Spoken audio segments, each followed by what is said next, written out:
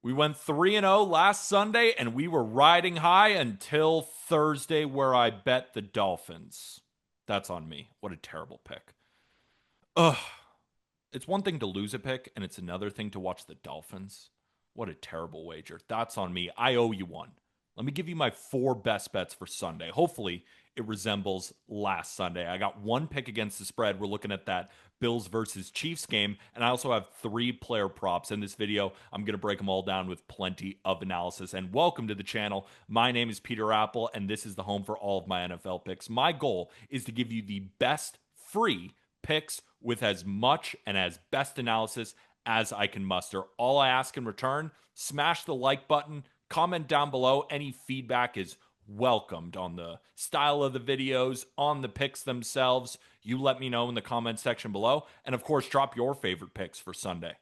Can't wait to maybe even tail one of you. Let me know in the comment section below. Before we get to the picks, a reminder that you can find all of these on BetMGM. Just remember to use code JustGridiron if you're new, because if you place any of these and it's your first pick, you get whatever you wagered on it back in bonus bets up to $1,500. Don't leave an offer like this on the table. A reminder, it's code JustGridiron on BetMGM, so you get all those bonus bets back if you lose your first pick up to $1,500. Let's start with my favorite pick against the spread. We're looking at the Chiefs versus Bills game, and why this game isn't on Sunday Night Football is beyond me. It's one of my favorites during the regular season. I assume the same for you, and we often see it transpire in the playoffs as well. Some of the best matchups the NFL could offer us, and most people have very prevalent memories of the Chiefs really owning the Bills, and they would be completely right if we're talking about the playoffs, where Mahomes is 4-0 straight up and against the spread in their last four meetings in the playoffs. But in the regular season, Josh Allen's Bills have had their number, winning four straight, and now Mahomes is just 1-4 straight up and against the spread against the Bills in the regular season. Now, if you're new to the channel, you might not know that we have Chiefs futures. We bet Chiefs plus 160 to win the division a few weeks ago. We also bet at the beginning of the season Patrick Mahomes to win the MVP at plus 700. I gave it out on this channel. And I said when I was giving out the Chiefs division futures that this was a game that I had circled, that potentially the Chiefs could lose this one, and I still like it. But I was interested in backing the Chiefs as long as they were underdogs. So I was surprised to see the Bills open up as underdogs, even at just plus 2.5. It's a lot of respect for a Chiefs team. Now, the Bills, right? They're not a perfect team. Their defense simply cannot stop the run. They rank 29th in rushing EPA and 24th in success rate against the run. Ed Oliver's injury certainly hurts, as he is the best run defender on the defensive line, and one of their other solid defenders against the run, Daquan Jones, is also going to be out for this game.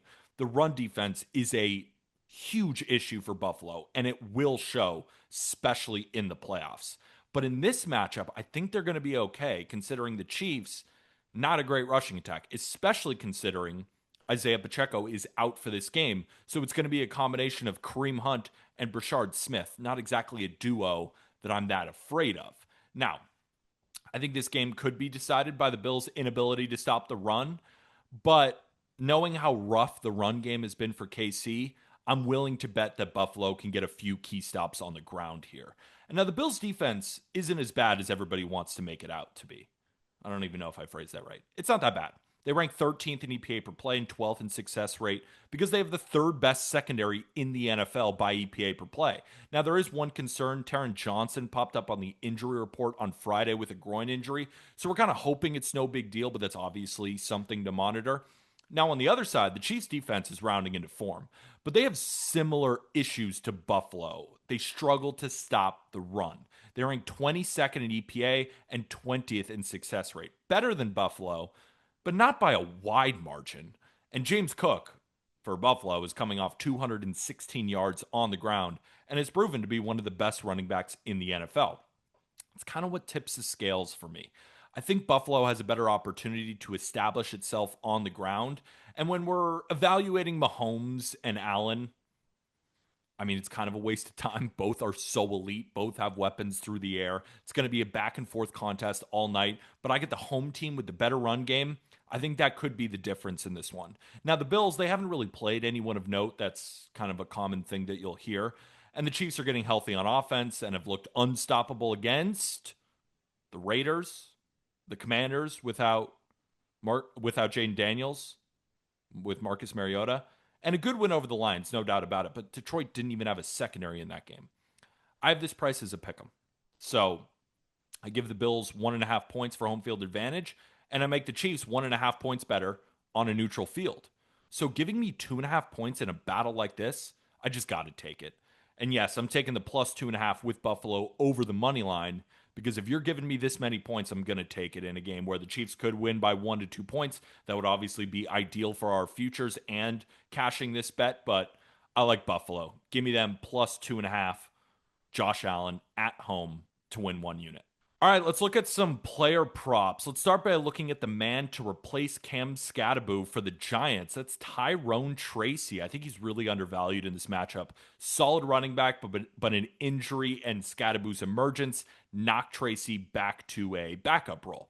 Now with Scatterbo injured, this is Tracy's backfield, and there are plenty of reasons to believe that he's going to have some major success on the ground on Sunday because the 49ers run defense has just stunk, especially since losing linebacker Fred Warner. They rank 24th in rushing success rate allowed and have been particularly exploitable against duo and man blocking concepts, which they've faced the league's highest volume, but sit just 20th in yards per attempt allowed. That weakness lines up exactly with what the Giants want to do. Roughly 25% of their runs this year have come via man or duo schemes, where Tracy averaged 5.6 yards per carry back in 2024. Adding to the matchup disadvantage is the presence of Jackson Dart, whose mobility forces defense to respect the backside, widening lanes for running backs. I think it's a reason that Scatterbo was successful with the Giants, and I think Tracy's going to see a lot of the same with his, he's flash bursts, he's breakaway speed when healthy. And the 49ers, though, to give them credit, have been good at limiting explosives, but I think we're going to see enough volume for Tracy in this matchup to make that not really matter. And of course, chunk plays are still possible. With volume likely to be in his favor and a schematic edge in his preferred run types, weakened opposing front, I really like Tyrone Tracy to have a day on Sunday. Now, I bet this earlier on in the week and it has trickled up, but my projection has him closer to 60 yards. So you got some wiggle room. Give me over 47.5 rushing yards for the Giants' new starting running back, Tyrone Tracy. Next up, I'm going to try to continue to be the Panthers' whisperer when it comes to pass catchers. I don't know if I can call myself that, but if this one hits, I think I can. We took Jatavion Sanders. We laddered his receiving yards in week 1 in that cash. And then last week, I gave you Jalen Coker over 20.5 receiving yards cash in the first half. But now we're setting our eyes on Xavier Legette, the former first-round pick, has battled injuries this year, and he's just been kind of inconsistent within a struggling Panthers offense. But there are still clear indicators here that he's due for a breakout performance, of course, relative to expectations. And this 2.5 receptions line looks a little bit too low based on recent usage and situational trends. Legette's quiet outing, I think, against Buffalo can largely be chalked up to Andy Dalton's poor performance as the veteran failed to get the passing game in rhythm. But we also kind of expected that. Coker has been a weapon more heavily used by Dalton, but Bryce Young likes to feed Xavier Legette. His season-long target share sits at just 13.9%, which isn't great when you compare it to receivers across the league, but on the Panthers, that does rank second behind Tet. The figure is also heavily depressed by his early season injury and limited snap counts thereafter. But another bullish signal, for Legette, red zone usage. Despite his modest overall target totals, he's tied with Tet McMillan for the team lead in red zone targets with 8. I think that's a remarkable stat considering McMillan has 29 more total targets and 2 more games played. That usage, I think, underscores how head coach Dave Canales is intentionally scheming opportunities for Legette in high leverage spots. And the matchup really also works in his favor. Green Bay has a really good defense, but they've been susceptible to allowing receptions. Once the receiver catches the ball, they're pretty good at slamming it down. but they do rank 26th in receptions allowed to wide receivers.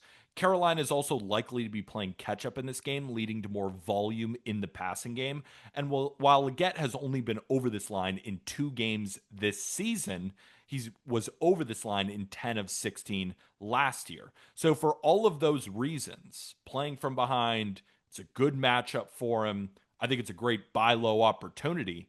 I like Xavier Leggett over 2.5 receptions at -110 to win 1 unit. And last but certainly not least, we're going to look at quarterback Cam Ward. Now, this matchup is your classic stoppable force versus a movable object. A quarterback reluctant to run against a defense that practically invites quarterbacks to scramble. Through 8 games, Cam Ward has shown minimal willingness to tuck it and go, logging just 10 scrambles total for an average, though, of 5 yards per attempt. But context matters, as I think this is a sneaky spot for him to exceed expectations on the ground. The Chargers have allowed the third most QB scramble attempts in the NFL and rank near the bottom of the league in yards per scramble at 8.0. Defensive coordinator Jesse Minter's scheme built around zone coverage, which they play 73% of the time, pattern matching, simulated pressures, have been extremely effective in constraining passing efficiency. LA ranks 8th in EPA per play, or per dropback, and 3rd in success rate. But those same traits that create confusion for quarterbacks also open up space in the second level. With defenders carrying routes and turning their backs, gaps emerge for opportunistic quarterbacks. Now, Ward is not a prolific runner by nature, but his tape in Miami showed at least a willingness to scramble decisively when the structure breaks down. And this is exactly the kind of defense that encourages that behavior. Tennessee's offense is reeling. With the Titans likely chasing in this game, I think Ward's going to be forced to improvise more frequently under pressure. At just 3.5 rushing yards, it's not going to take much. A single escape from pressure could cash this ticket. It might seem too good to be true, though, right? Just 3.5 rushing yards against a terrible, defense when it comes to containing quarterbacks on the ground. But he's only been over this line in 3 games this year. So I think it's actually a good buy low opportunity. It's a matchup tailor made for quarterback scrambles. Cam Ward over 3.5 rushing yards. Every quarterback outside of Carson Wentz has gone over that line that have faced the Chargers this season, but except Carson Wentz, obviously, who got hurt last week. So those are my 4 best bets. Hopefully you enjoy them. Hopefully you enjoyed the analysis at least, whether you're tailing or fading. I appreciate all of the support. And remember to smash the like button, hit that subscribe button, and comment down below. Feedback is always welcomed. Let me know in the comments. And of course, we do have to remember, though, it is very important. It's not gambling advice.